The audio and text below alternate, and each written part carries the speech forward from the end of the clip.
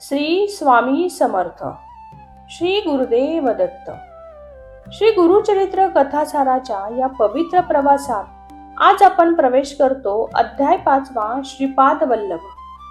श्रीपाद वल्लभ हे दत्तात्रय अवतारांचे प्रथम प्रकट रूप, ज्यांच्या बाललीलातूनच गुरुकृपेचे अद्भुत चमत्कार दिसून येतात. या अध्यायातून आपल्याला श्रद्धा, संयम आणि गुरुभक्तीचे खरे महत्त्व समजते. चला तर मग शांत मनाने आणि श्रद्धेने श्री गुरुचरित्र कथासार अध्याय 5 ऐकूयात. पिठापूर गावात अपळ राजा नावाचा अपस्तंभ शाखेचा एक ब्राह्मण होता. सुमता हे त्याच्या पत्नीचे नाव होते. ती आदर्श पतिव्रता होती. अतिथींचा आदर सत्कार ती काही कमतरता पडू देत नसे. उपासना व धार्मिक आचरण करण्यात ती दोघे पती पत्नी आपला वेळ घालवीत असत. एकदा अमावस्येला अपळ राजाकडे श्राद्ध होते. श्राद्धाकरिता उत्तम पक्वान्ने तयार केली होती. ब्राह्मण जेवायला यायचे होते. श्राद्धेचे ब्राह्मण जेवायला यायच्या आधीच अतिथी वेशात श्री दत्त अपळ राजाच्या घरी गेले. त्यांनी भिक्षा मागितली. अतिथीला विनमुख पाठवायचे नाही या श्रद्धेने श्राद्धाचे ब्राह्मण जेवण्यापूर्वी सुमताने श्री दत्तांना भोजनाची भिक्षा घातली. दत्त प्रसन्न झाले. तिला आपले त्रयमूर्तीचे रूप दाखविले. पतिव्रता सुमताने श्री दत्तांचे चरण धरले. श्री दत्तांनी तिला इच्छित वर मागण्यास सांगितले. सुमताने प्रार्थना केली, हे जगन्नाथा, माझ्या मनातील इच्छा पूर्ण करायला आपण समर्थ आहात. दत्तात्रया, मला पुष्कळ पुत्र झाले. बरे जन्मताच मेले. जे 2 वाचले ते आंधळे पांगळे झाले आहेत. तरी मला आपणासारखा ज्ञानी सर्व गुण संपन्न पुत्र हवा आहे, अशी माझी इच्छा आहे. मला असा वर द्या, म्हणजे माझ्या जन्माचे सार्थक होईल, नाहीतर माझे जीवन निरर्थक राहील. यावर श्री दत्त म्हणाले, तुमच्या वंशाचा उद्धार करील असा पुत्र तुम्हाला होईल. तुमचे दैन्य तो दूर करील. तो मोठा झाल्यावर नेहमी तुमच्या जवळ राहणार नाही. त्याच्या मनाप्रमाणे तुम्ही वागा. एवढे सांगून श्री दत्त अदृश्य झाले. अतिथी बनून श्री दत्त आले. त्यावेळी अपळ राजा ब्राह्मण घरी नव्हते. ते आल्यावर सुमतांनी त्याला सर्व वृत्तांत सांगितला. ते ऐकून त्यांना आनंद झाला.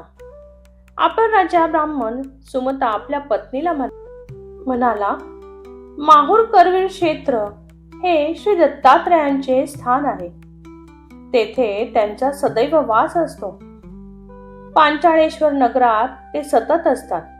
हे विविध वेश घेऊन भिक्षेसाठी येतात, असे मी दत्तात्रयांविषयी ऐकले आहे.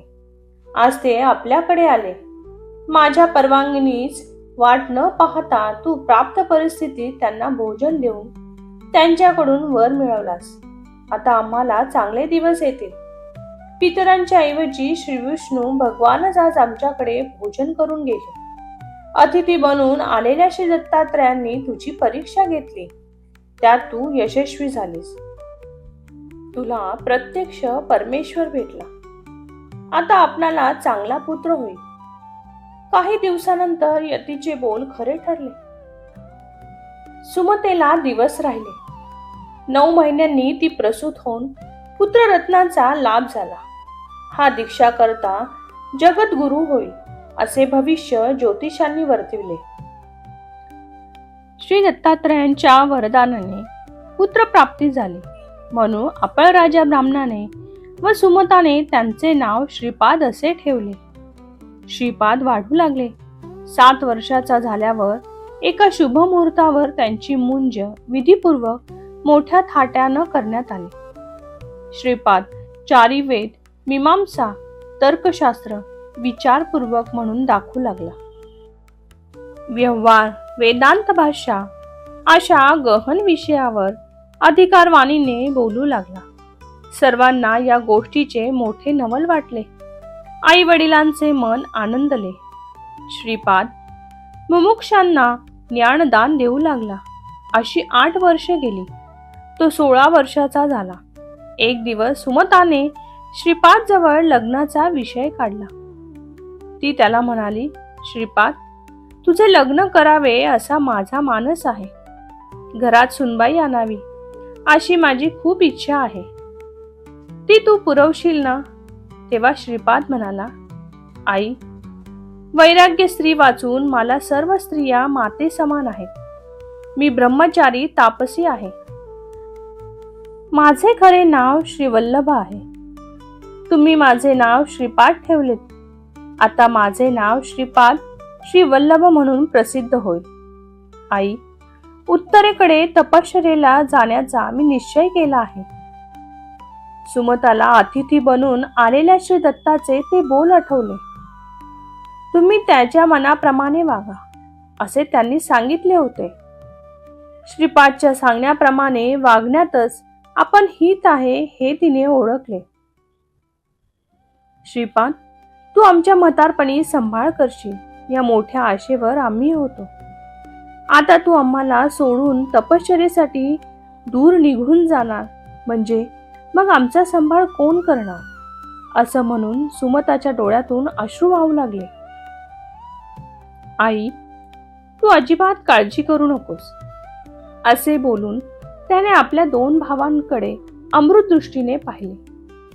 जो आंधळा होता त्याला दृष्टी आली. दुसऱ्याचा बांगडेपणा नाहीसा झाला.